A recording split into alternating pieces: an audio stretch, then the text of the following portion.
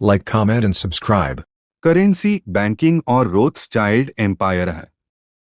Rothschild empire को जानने से पहले करेंसी के आगमन और उसके पीछे छुपे काले सच को जानना बहुत जरूरी है। पुराने समय में सारी दुनिया में गुड्स और सर्विसेज का एक्सचेंज बार्टर सिस्टम पर आधारित था। जैसे नाई के पास बाल कटवाने के बदले गेहूं, लोहार से औजार बनवाने के बदले बाजरा या कुम्हार के बर्तनों के बदले मक्का। स्थानीय ट्रेड के रूप से इस सिस्टम में कोई खामी नहीं थी।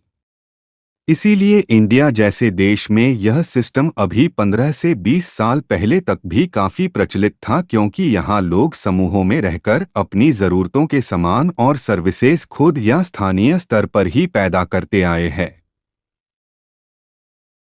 लेकिन बार्टर सिस्टम उन इलाकों में लोगों को काफी असुविधाजनक लगने लगा जहां सामान और सर्विसेज के एक्सचेंज में भौतिक दूरियां काफी मायने रखती थी। इस समस्या के निराकरण के लिए दुनिया के कई इलाकों में सोने या चांदी जैसी मूल्यवान धातुओं के सिक्कों का भी चलन शुरू हुआ। यूरोपीय देशों में लोगों के बढ़ते माइग्रेशन के कारण ट्रेड का स्वरूप भी तीव्र गति से बढ़ने लगा।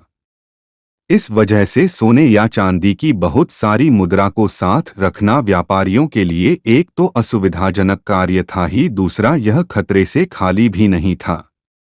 इसी परिस्थिति को ध्यान में रखकर जर्मनी में स्थानीय साहूकार ने एक स्कीम चलाई।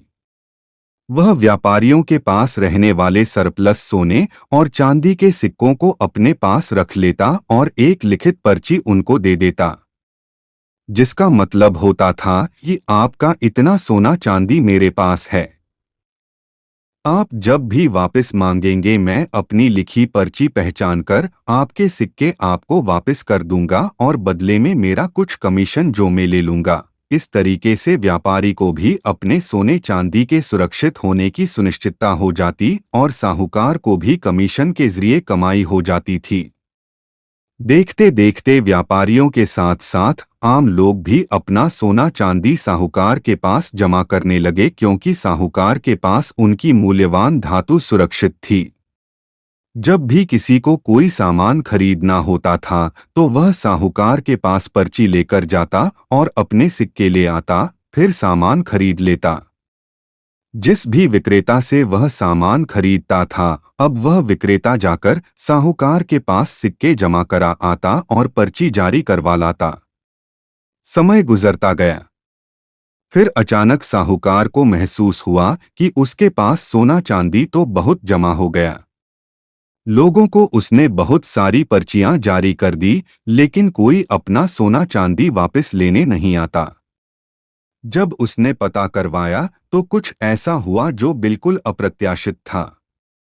उसने देखा कि लोग अब कुछ खरीदने के लिए आपस में ही पर्चियों को एक्सचेंज करने लग गए हैं।